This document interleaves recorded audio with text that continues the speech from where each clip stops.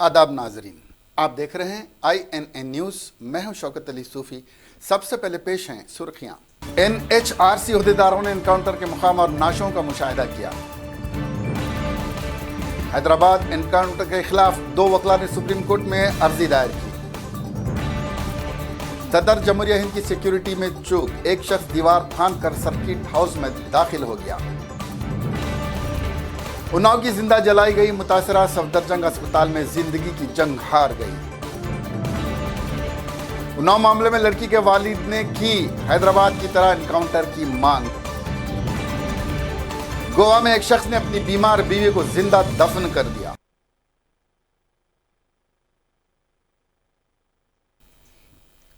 अब खबरें तफसील से। नेशनल ह्यूमन राइट्स कमीशन ने अज खुद कार्रवाई करते हुए अपनी एक टीम को तहकीकात के लिए हैदराबाद भेजा है। इनकी टीम जुमा को पुलिस कस्टडी में हुए 4 मुलजिमीन के एनकाउंटर की तहकीकात करेगी। चुनाचे NHRC की ये टीम हैदराबाद पहुंचने के बाद हैदराबाद से 50 किलोमीटर दूर चट्टानपल्ली पहुंची और वहां पर एनकाउंटर की जगह का मुआयना करने के बाद सरकारी अस्पताल पहुंची, जहां पर एनकाउंटर में मारे गए 4 मुलजिमीन की नाशें हाईकोर्ट की हिदायत पर महफूज रखी गई हैं। उन लोगों ने उन नाशों को भी देखा। इस मौके पर पुलिस ने सख्त बंदोबस्त किया था और आम लोगों को दवाखाने से दूर रखा गया था। NHRC ने खुद इस तहकीकात का फैसला किया तो कहा कि एनकाउंटर के जायज़ या नाजायज़ होने की तहकीकात के लिए इस टीम को नामजद किया गया है और कहा कि इनके चारों की पुलिस कस्टडी में हुई मौत की तहकीकात होनी चाहिए, क्योंकि ये तशवीशनाक बात है। अगर ये चारों गिरफ्तार शुदा मुलजिमीन मुजरिम थे और हकीकत में उन्होंने ही असमत रेजी और कत्ल किया था तो नाश को जला दिया था, तो इन्हें कानून के मुताबिक और अदालत की हिदायत के मुताबिक सज़ा दी जानी चाहिए थी।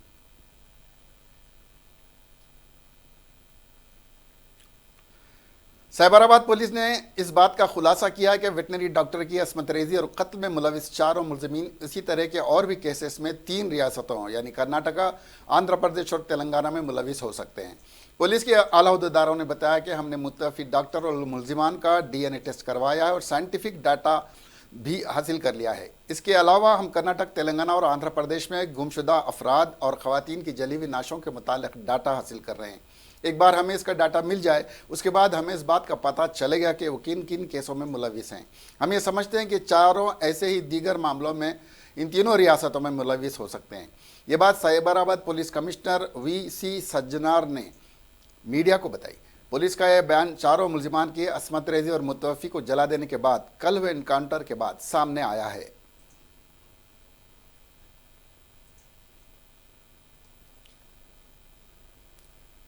सुप्रीम कोर्ट में आज हैदराबाद में हुए एनकाउंटर के खिलाफ एक अर्जी दायर की गई है। ये अर्जी चारों मुलजिमीन के एनकाउंटर में मारे जाने के बाद दायर की गई है, जिसको GS मनी, प्रदीप कुमार यादव वकला ने दाखिल किया है। उसकी बुनियाद पर सुप्रीम कोर्ट के 2004 के हिदायत को बनाया गया है और कहा गया है कि यह एनकाउंटर इन हिदायत के खिलाफ है। हैदराबाद की वेटनरी डॉक्टर के मुलजिमान को पुलिस ने एनकाउंटर में मार दिया था और जवाब बताया था कि वो भागने की कोशिश कर रहे थे। डॉक्टर का इन चारों ने गैंगरेप करने के बाद बेहमाना कत्ल कर दिया था और ये वाक़या 27 नवंबर का है। सुप्रीम कोर्ट ने इस अर्जी को समाअत के लिए कबूल कर लिया है।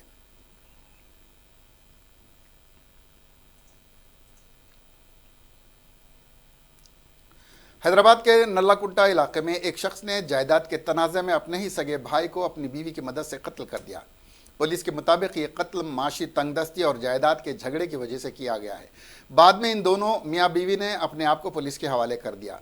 इत्तला मिलने के बाद पुलिस ओहदेदार जाए वारदात पर पहुंचे और नाश को बगैर पोस्टमार्टम गांधी अस्पताल भेज दिया गया। पुलिस की क्लोज टीम ने मुकाम वारदात से सबूत इकट्ठा किए और पुलिस नल्लाकुंटा ने एक मामला दर्ज करते हुए मजीद तहकीकात कर रही है।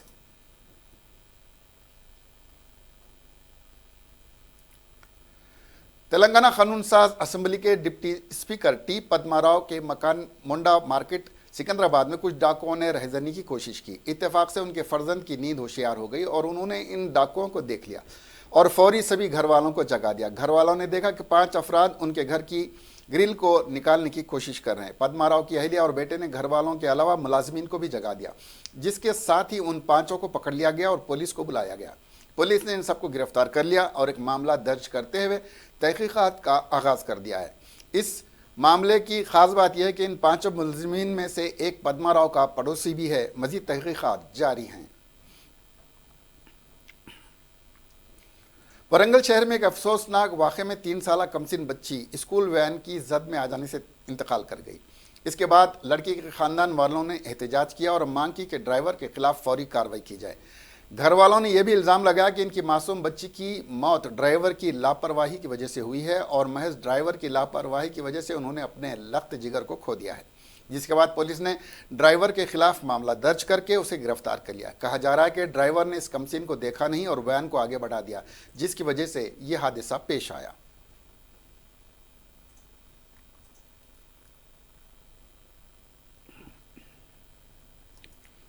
जुमा को हैदराबाद पुलिस ने वेटनरी डॉक्टर के खातियों को एनकाउंटर में मार गिराया। हालांकि अक्सर जब पुलिस एनकाउंटर करती है तो न सिर्फ अदालतें बल्कि अवाम भी नाराज़ हो जाते हैं, लेकिन इस वाक़े ने लोगों में नाराज़गी की जगह खुशी की लहर दौड़ा दी थी और लोग पुलिस पर फूल निछावर कर रहे थे, मिठाइयाँ खिला रहे थे, पुलिस को कंधे पे उठा रहे थे। ख़वातीन ने पुलिस अहलकारों को राखियाँ बांधी और खुशी का इजहार किया। ऐसे ही खुशी का इजहार करने वालों में विजयवाड़ा के एक छोटे से टी स्टॉल के मालिक सत्यनारायण मूर्ति भी थे, जो इस इनकाउंटर पर बेइंतहा खुश थे और उन्होंने इस वाक़े पर अपनी खुशी का इजहार करते हुए सारा दिन लोगों को मुफ्त में चाय पिलाई। सत्यनारायण मूर्ति 3 बेटियों के बाप और हैदराबाद की बेटी को इंसाफ मिलने पर बेइंतहा मसरूफ़ हैं। उन्होंने कहा कि ऐसे वाक़यात में बिला ताक़ीर मुजरिमीन को ऐसी ही सज़ा मिलना चाहिए। उन्होंने न सिर्फ सारा दिन चाय पिलाई बल्कि लोगों को मुफ्त में काफ़ी भी पिलाई। हैदराबाद में हुए इनकाउंटर पर न सिर्फ अवाम ने बतौर ख़ास ख़वातीन और लड़कियों ने बल्कि सियासतदानों और पुलिस ओहदेदारों ने भी खुशी मनाई। दिल्ली के पुलिस कमिश्नर ने साइबराबाद पुलिस कमिश्नर को मुबारकबाद दी तो उत्तर प्रदेश के पुलिस ओहदेदारों ने इस इनकाउंटर पर पुलिस की बालादस्ती को कबूल करते हुए अपनी खुशी का इजहार किया और इस मौके पर अवाम में और साथ ही पुलिस ओहदेदारों में मिठाइयाँ भी तकसीम की। उत्तर प्रदेश के एक पुलिस स्टेशन में पुलिस को मिठाइयाँ तकसीम करते हुए देखा जा सकता है।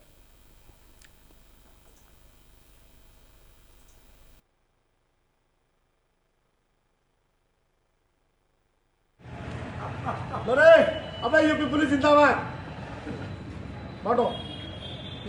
मारा किसने? अरे तेलंगाना पुलिस, हाँ पुलिस पुलिस पुलिस जिंदाबाद। लो भाई खाओ, 1000 की बात में मिठाई वाला पुलिस मारते मुझे बहुत खुशी होती है। लो, जब बदमाश मारा जाता है बहुत खुशी होती है। बदमाश के खिलाफ कार्रवाई बहुत बढ़िया। ये बहुत अच्छा काम हुआ पुलिस के लिए। पुलिस जिंदाबाद। अरे अबे यूपी पुलिस जिंदाबाद बांटो। मारा किसने? अरे तेलंगाना पुलिस, हाँ पुलिस पुलिस जिंदाबाद। लो भाई खाओ, 1000 की बात में मिठाई वाला पुलिस मारते मुझे बहुत खुशी होती है। लो, जब बदमाश मारा जाता है बहुत खुशी होती है। बदमाश के खिलाफ कार्रवाई बहुत बढ़िया। ये बहुत अच्छा काम हुआ पुलिस के लिए। पुलिस जिंदाबाद। अरे अबे यूपी पुलिस जिंदाबाद बांटो। मारा किसने? अरे तेलंगाना पुलिस, हाँ पुलिस जिंदाबाद। लो भाई खाओ, 1000 की बात में मिठाई वाला पुलिस मारते मुझे बहुत खुशी होती है। लो, जब बदमाश मारा जाता है बहुत खुशी होती है। बदमाश के खिलाफ कार्रवाई बहुत बढ़िया। ये बहुत अच्छा काम हुआ पुलिस के लिए। पुलिस जिंदाबाद। वाईएसआरसीपी के रुकने लोकसभा रघु रामाकृष्ण राजू ने जुमा को हैदराबाद में हुए एनकाउंटर पर तबसरा करते हुए कहा कि वेटनरी डॉक्टर के मुजरिमीन की यह सजा थी कि इन्हें एनकाउंटर में हलाक कर दिया जाए।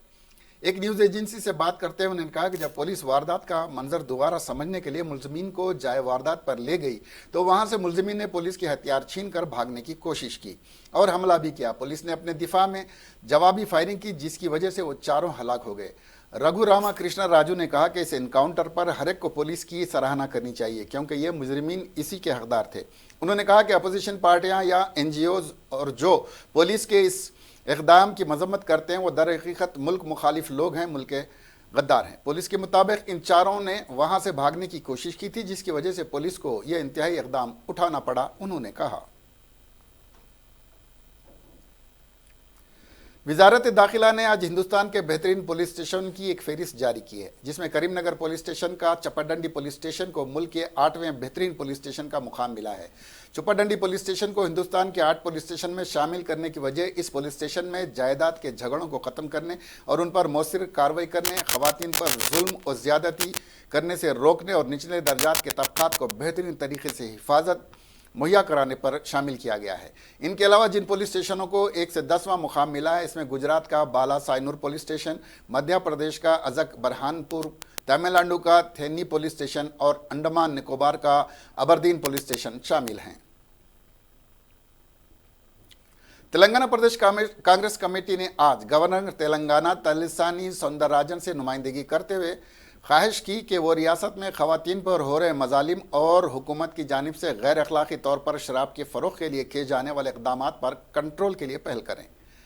TPCC का एक वफ्द ने कायदे कांग्रेस मुकन्नना पार्टी मल्लू भट्टी विक्रमा, रुकन पार्लिमान व कारगुजार सदर TPCC ए रेवंत रेड्डी और कुसुम कुमार की क़यादत में आज राजभवन में गवर्नर से मुलाकात करते हुए याददाश्त पेश की कि पुलिस TRS की एक फोर्स की तरह काम कर रही है और रियासत में नज़्म व ज़ब्त की सूरत हाल इंतहाई अबतर है। ख़वातीन और लड़कियों की असमत रेजी रोज़ का मामूल बन गई है। हुकूमत हर गली कूचे पर शराब की दुकानें खोलते हुए नौजवानों को इस तरह की घिनौनी हरकत पर मजबूर कर रही है। उस वक्त में इस वफ्द ने मोहम्मद अली शब्बीर, अंजन कुमार यादव, श्रीधर बाबू, जगारेड्डी, सीता अक्का, अराकिन असेंबली भी शामिल थे। तेलंगाना प्रदेश कांग्रेस कमेटी की जानिब से आज रियासती गवर्नर डॉक्टर तमिलसानी सौंदरराजन से मुलाकात करते हुए कांग्रेस कमेटी का एक डेलीगेशन ने, जिसकी क़यादत तेलंगाना प्रदेश कांग्रेस कमेटी मुकर्रना पार्टी के क़ायद मल्लू भट्टी विक्रमार का, रुकन पार्लियामेंट वो कांग्रेस के वर्किंग प्रेसिडेंट ए रेवंत रेड्डी और वर्किंग प्रेसिडेंट कुसुम कुमार के अलावा आला कायदीन शामिल थे। उन्होंने मुलाकात करते हुए एक नुमाइंदगी की। रियासत में पुलिस अमन व ज़ब्त की सूरत इंतहाई ख़राब है। पुलिस जिसका काम अमन व ज़ब्त बहाल करना है, उसके बजाय पुलिस TRS हुकूमत की एक फोर्स ब्रिगेड की तरह काम कर रही है और शराब की दुकानों का इतना तेज़ी से फैलाया जा रहा है ये जाल, जिसकी वजह से ख़वातीन और दीगर क्राइम्स का इजाफा हो रहा है। तो कांग्रेस पार्टी ने हुकूमत से डिमांड किया कि एक तो पुलिस को आज़ादाना काम करने के लिए हिदायतें दी जाए और उसके अलावा बैलेट शॉप को जो इतनी बड़ी तादाद में दिए हैं रोडों पर, मदारिस के बाद जहाँ जहाँ कायम है, उसको बंद किया जाए। राजभवन से मैं हबीब अली जिलानी, INN चैनल के लिए कैमरामैन करीम खां के साथ। ये जो स्टेट में वुमेन के ऊपर जो अट्रॉसिटी चल रहा, ये पूरा तमाम ये लिकर के वजह से ज़्यादा हो रहा है। जो लिकर सेल्स में जो गवर्नमेंट इतना कॉन्सेंट्रेट करके बेल्ट शॉप्स, परमिट रूम्स और शॉप्स ऑन द रोड्स ज़्यादा देख के 10,000 से ज़्यादा 4 साल में वो 20-21-22 हज़ार करोड़ों के ऊपर उसके ऊपर रेवेन्यू लाने के लिए कोशिश करा, उसमें सक्सेस भी हुआ। मैं ये बोलना चाहता हूँ, ज़्यादा ये लिकर बेचने में दो youth of the state is getting addicted to the liquor and it is causing so many problems and crime rate high. So we requested the governor to see to that वो liquor control करना, belt shops control करना और permit rooms ban करना, belt shops निकालना और road के ऊपर जो भी शॉप है उसको भी बंद कर देना। और एक ये जो पुलिस वाला जो जिसके लिए रखा है, तो आम आदमी के लिए उसका धन मान प्राण रक्षा करने के लिए रखा, मगर ये स्टेट में 4 साल 5 साल से पूरा पुलिस को TRS फंक्शनरीज के लिए काम करा रहे हैं। इसके लिए भी क्राइम बढ़ रहा है। इसके लिए ये दोनों के ऊपर गवर्नर साहब कॉन्सेंट्रेट करके एक्शन लेने के लिए हम रिप्रेजेंटेशन दिया। गवर्नर साहब क्या बोले? गवर्नर साहब ये दोनों के ऊपर बराबर एक्शन ले लेंगे, हम एग्जामिन करके ले लेंगे बोल के बता दें। Thank you. साबिक़ रुकन पार्लियामेंट और सेक्रेटरी कुल हिंद कांग्रेस कमेटी वी हनुमंत राव ने रियासती कांग्रेस कमेटी पर इल्ज़ाम लगाया है कि TPCC में BCs को अहमियत नहीं दी जा रही है। हनुमंत राव ने कहा कि आज राजभवन में गवर्नर से मुलाकात के वक्त में प्रदेश कांग्रेस कमेटी के 2 सदूर का नाम नहीं शामिल किया गया और वो मायूस होते हुए राजभवन से वापस जा रहे हैं। हनुमंत राव के अलावा साबिक़ा TPCC पुन्नाला लक्ष्मया का नाम भी इस फहरिस्त में शामिल नहीं किया गया था। నేను ఢిల్లీలో ఉంటే బట్టి విక్రమారావు CLP నాయకుడు నాకు ఫోన్ చేసిండు, హనుమంతన్న ఏడున్నావు అన్నాడు. నేను ఢిల్లీలో ఉన్నా అన్న. అరే అన్న, మేము రేపు గవర్నర్ను కలుస్తున్నాం కదా, నువ్వు కూడా ఉంటే నీ పేరు కూడా ఇచ్చినా నువ్వు రావాలి అన్నాడు. అయినా నేను రాకపోదు, కానీ ఇవాళ కమలాకర్ రావు గారు ఏదైతే మున్నూరు కాపు మీటింగ్ పెట్టాడు, 5 ఎకరాల భూమి 5 కోట్లు అన్ని కుల సంఘాలకు, మాది కూడా సెల్ఫ్ రెస్పెక్ట్ కులాలు ఉండాలి అనే ఆలోచనతో ఆయన ఇవ్వడం, దానికి నన్ను పర్సనల్గా ఆయన రిక్వెస్ట్ చేస్తే నేను వచ్చిన. అదేవిధంగా లక్ష్మయ్య గారికి రమ్మంటే ఆయన వచ్చిండు. కానీ తీరా చూస్తే గవర్నర్ లిస్టులో మా పేరు లేదు. ఏదో నా భయానికి లోపల ఇడిచారు, పేరే లేదు. పేరు లేకుంటే ఇది అవమానం మాకు. ఆయన మాజీ పీసీసీ, నేను మాజీ పీసీసీ ప్రెసిడెంట్. అంటే బీసీలకు అవమానం జరుగుతుంది అనేది ఇంతకంటే నిదర్శనం ఏం కావాలి చెప్పు.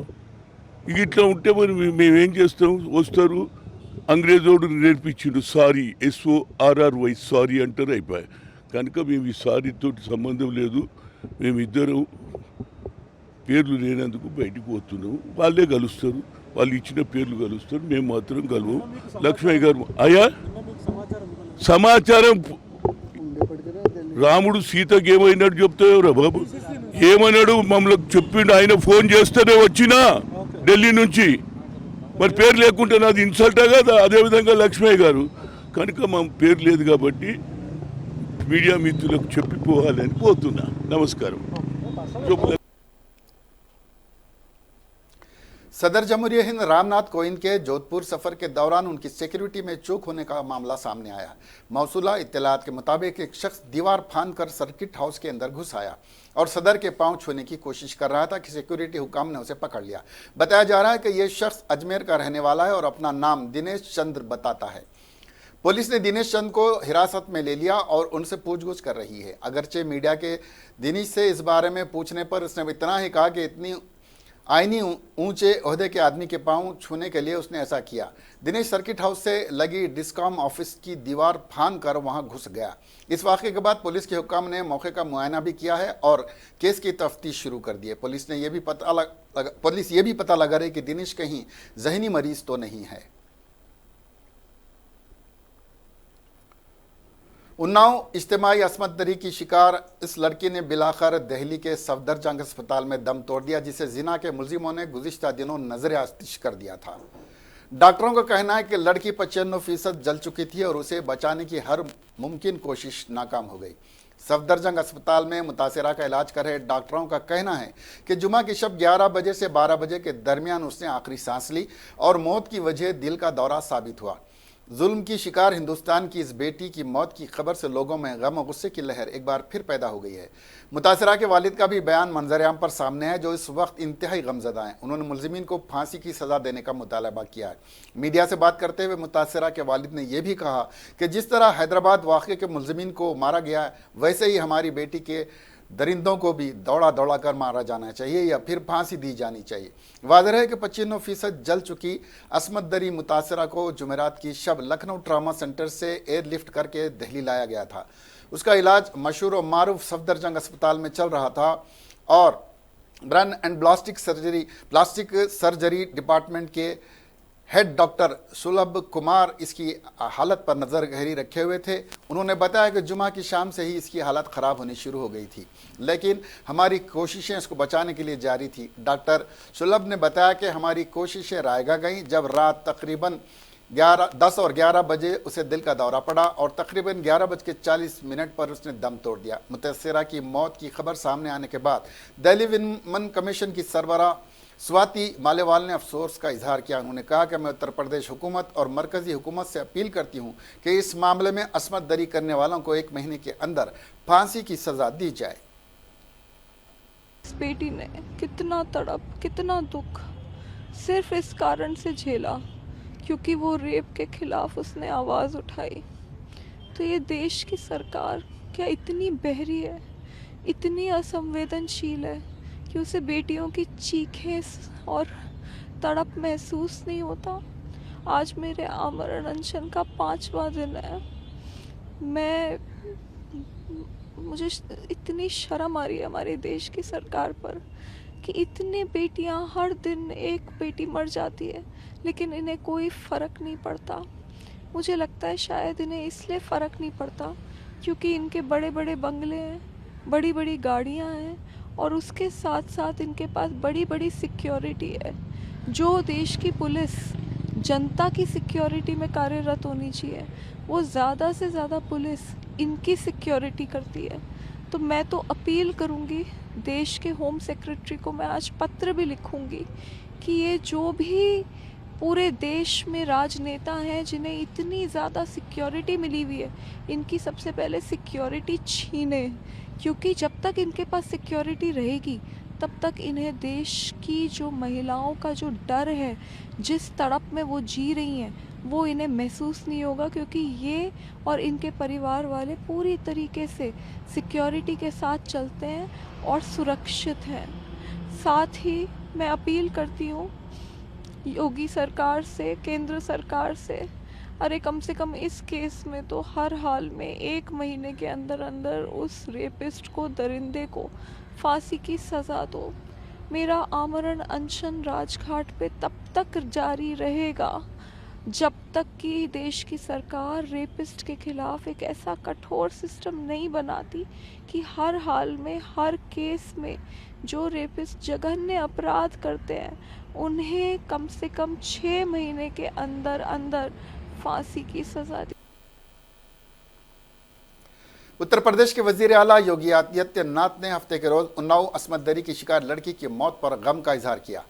वजीर आला ने एक प्रेस नोट में कहा कि तमाम मुलजिमान को गिरफ्तार कर लिया गया और इस केस को फास्ट ट्रैक अदालत में पहुंचाया जाएगा। दिल्ली के सफदरजंग अस्पताल में जिंदगी जंग लड़ने के बाद जुमेरात की सुबह 11:40 पर अदालत आलिया की समाअत के दौरान जाते हुए उन्नाव रेप का निशाना बनने वाले जख्मी हो गई थी। जुमेरात के रोज 23 साल बच्ची को लखनऊ के SMC के सरकारी अस्पताल से सफदरजंग अस्पताल मुंतकिल किया गया था। पुलिस के मुताबिक 5 शरपसंदों ने मुबैना तौर पर इस खातून पर मिट्टी का तेल फेंक कर और उसे आग लगा दी थी जब वो एक अस्मत दरी के मुकदमे की समाअत के लिए मार्च में मुकामी अदालत जा रही थी, जो इसने मार्च में दायर किया था।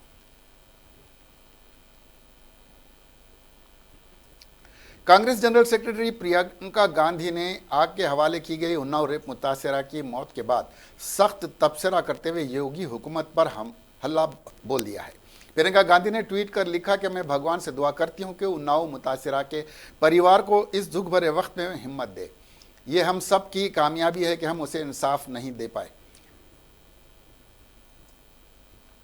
ये हम सब की नाकामी है कि हम उसे इंसाफ नहीं दे पाए। समाजी तौर पर हम मुजरिम हैं, लेकिन ये उत्तर प्रदेश में खोखली हो चुकी कानूनी सूरत हाल को भी दिखाता है। उन्होंने कहा कि उन्नाव की गुज़िश्ता वारदात को ध्यान में रखते हुए हुकूमत को फौरी तौर पर मुतासरा को सिक्योरिटी को फराहम किया जाना चाहिए था। जिस अफसर ने इसकी FIR दर्ज करने से इनकार किया, उस पर क्या कार्रवाई हुई? यूपी में रोज़ रोज़ खवातीन पर जो जुल्म हो रहे हैं, इसको रोकने के लिए हुकूमत आखिर क्या कर रही है? उन्नाव रेप मुतासिरा आखिर ज़िंदगी की जंग हार गई और जुमा की रात सफदरगंज में इसकी मौत हो गई। मुतासिरा के भाई ने बहन के लिए इंसाफ की मांग करते हुए शनिचर के रोज़ कहा कि मुलजिमीन का भी वही हश्र होना चाहिए जो उसकी बहन ने बर्दाश्त किया। उन्होंने कहा कि उसने मुझसे मिन्नतें की कि भाई मुझे बचा लो, बहुत दुखी हूँ और मैं इसको बचा नहीं सका। काबिल ज़िक्र के सफदरगंज अस्पताल में उन्नाव रेप मुतासिरा ने जुमा की रात 11:40 पर आखिरी सांस ली। सफदरगंज के bridge and burn and plastic surgery के सदर डॉक्टर सुलभ कुमार ने बताया कि लड़की को संगीन हालत में जुमेरात के रोज़ अस्पताल में दाखिल करा गया था, लेकिन कल रात करीब 8:30 बजे उसकी तबीयत बिगड़ गई। डॉक्टरों ने दवाई की डोजें भी बढ़ाई, लेकिन करीब 10 और 11 बजे इसको दिल का दौरा पड़ा और उसने आखिरी सांस ली।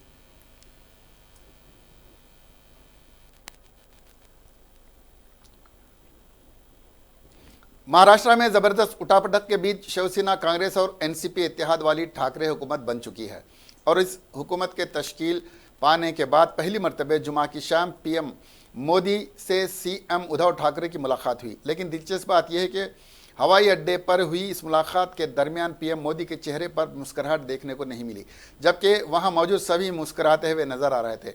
दरअसल प्राइम मिनिस्टर नरेंद्र मोदी पुणे में हो रहे पुलिस डायरेक्टर्स जनरल और इंस्पेक्टर जनरल की कॉन्फ्रेंस में हिस्सा लेने के लिए पहुंचे थे।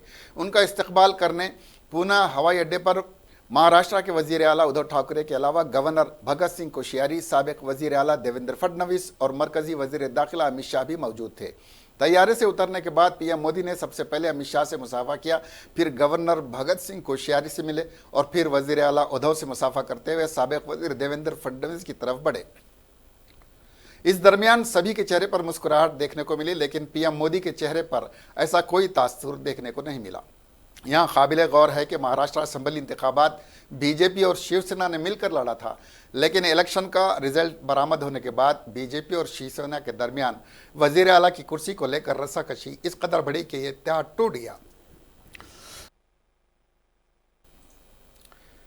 ख़वातीन के लिए सबसे ख़तरनाक और गैर महफूज ममालिक में हिंदुस्तान सर फहरिस्त हैं। वहीं अफ़गानिस्तान, सीरिया दूसरे और तीसरे नंबर पर हैं। इस फहरिस्त में पाकिस्तान नंबर 6 मुकाम पर है, जबकि अमेरिका 10वें मुकाम पर है। ये दावा दी थॉमस राइटर्स फाउंडेशन के सर्वे में किया गया है। इस सर्वे में ख़वातीन के हुकूक़ पर काम करने वाले करीब 550 माहिरीन शामिल हुए थे। उन्हें 193 ममालिक में ख़वातीन के लिए 72 ममालिक में टॉप रैंक देने को कहा गया था। हिंदुस्तान जिनसी तशद्दुद की वारदातें बढ़ी, रोज़ाना 100 से भी ज़्यादा जिनसी तशद्दुद के मामले में दर्ज होते हैं। इसके अलावा थकाफ़ती और रिवायती तर्ज अमल और ख़वातीन की बढ़ती हुई स्मगलिंग, अफ़गानिस्तान ख़वातीन पर गैर जिनसी तशद्दुद, सेहती सहूलियात की तशद्दुद कमी और इक़्तिसादी वसाइल की कमी, सीरिया में 7 साल की दाखिला जंगी की वजह से ख़वातीन की सूरत हाल काबिल रहम है। ख़वातीन की सेहती सहूलियात तक कोई रसाई नहीं है। सोमालिया से यहाँ दाखिल जंग है, 191 से ख़वातीन महफूज नहीं हैं। रिवायती सकाफ़त की वजह से भी ख़वातीन परेशान हैं। सऊदी अरब में काम करने वाली जगहों पर ख़वातीन के साथ इम्तियाज़ की वजह वहाँ ख़वातीन ख़ुद को महफूज नहीं करती हैं। पाकिस्तान सकाफ़ती और रिवायती तर्ज अमल की वजह से और घरेलू तशद्दुद की वजह से ख़वातीन ख़ुद को महफूज नहीं समझती हैं।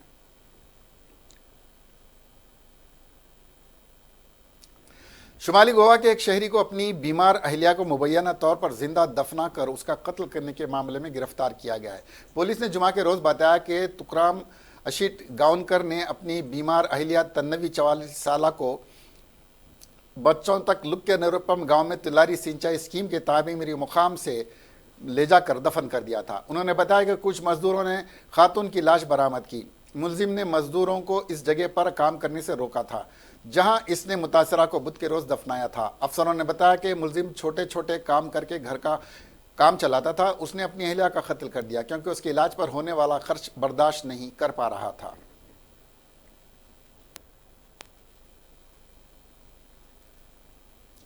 छत्तीसगढ़ की न्यायधनी कहलाने वाली बिलासपुर ज़िले की इन दिनों बढ़ते जराइम से सुर्खियों में है। बता दें कि ज़िले में गुज़िश्ता एक हफ्ते में 2 इज्तिमाई असमत दरी, एक गैंग रेप की कोशिश और 9 साला बच्ची के साथ रेप की वारदात को अंजाम दिया गया है।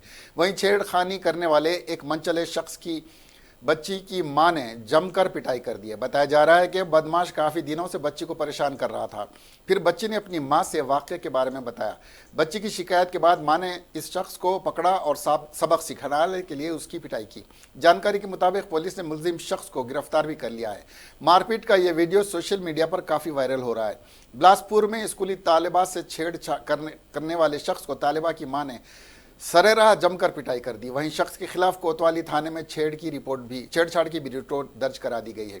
दरअसल वाक़या बिलासपुर के दयालबंद इलाके का है। यहाँ छेड़खानी करने पर मां ने मुलजिम की सरेराह पिटाई करते हुए इस शख्स को सबक सिखाया है। मिली जानकारी के मुताबिक दयालबंद में रहने वाली 13 साल स्कूली तालिबा से गुजरे कई दिनों से इसी इलाके का एक शख्स छेड़खानी कर रहा था। परेशान होकर तालिबा ने उसकी जानकारी अपनी मां को दी, जिसके बाद तालिबा और उसकी मां मौके की तलाश में थी। स्कूल से आते वक्त जैसे ही तालिबा से छेड़खानी की तो तालिबा और उसकी मां ने मुलजिम को पकड़ा और जमकर पिटाई कर दी। आखिर में सुर्खियां एक बार फिर। NHRC अहदेदारों ने एनकाउंटर के मुकाम और नाशों का मुशाहिदा किया। हैदराबाद एनकाउंटर के खिलाफ 2 वकला ने सुप्रीम कोर्ट में अर्जी दायर की। सदर जमहूरिया हिंद की सिक्योरिटी में चूक, एक शख्स दीवार फांद कर सर्किट हाउस में दाखिल हो गया। उन्नाव की जिंदा जलाई गई मुतासरा सफदरजंग अस्पताल में जिंदगी की जंग हार गई। उन्नाव मामले में लड़की के वालिद ने की हैदराबाद की तरह एनकाउंटर की मांग। गोवा में एक शख्स ने अपनी बीमार बीवी को जिंदा दफन कर दिया। अब हमें दीजिए इजाजत। देखते रहिए INN न्यूज़। खुदा हाफिज।